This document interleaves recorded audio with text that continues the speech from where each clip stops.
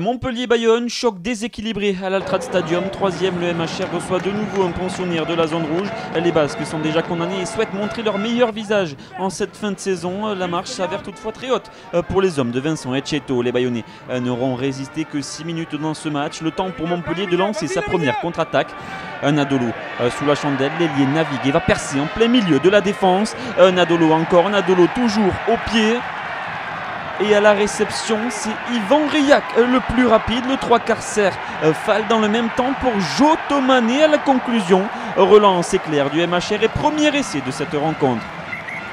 Montpellier passe 2 essais supplémentaires par Antoine Batut et François Stein, mais les Héroltais ne s'arrêtent pas là. Michel avance, le jeu rebondit avec les avants, point de fixation à nouveau pour le côté fermé.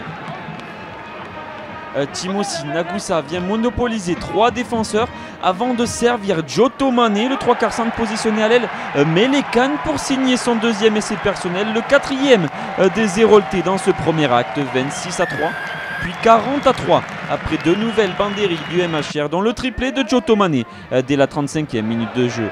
Bayonne va enfin réagir peu avant la pause, gros travail de Lavaux et conclusion de Julien Janet.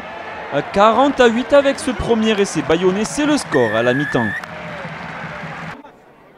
Revoilà les Basques de retour des vestiaires également. Séquence de jeu initiée des 22 mètres. Emmanuel Sobus parvient à extraire le ballon et éjecte.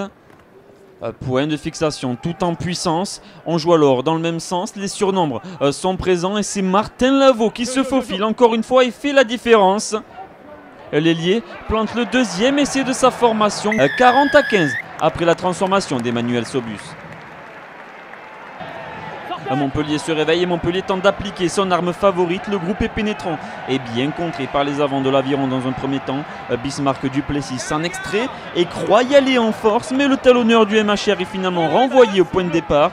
Cela n'est pas passé avec le pack, alors on opte pour du jeu au large de la part du MHR. Auteur d'un essai dans le premier acte, François Stein récidive pour la 7e réalisation du MHR dans ce match.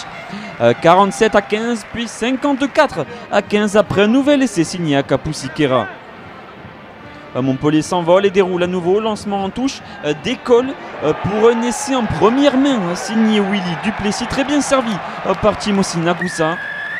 61-15 pour le MHR avant la dernière note de cette rencontre inscrite par les Bayonnais. Ballon de dégagement mal négocié par les Montpelliérains. Julien Tisseron est le premier et veut jouer. L'arrière navigue et vient provoquer la défense du MHR avant de servir Bastien Fuster. L'ailier échoue à 5 mètres mais réussit à servir Taopa et c'est du pilier droit sous les perches. 61-22 pour l'honneur.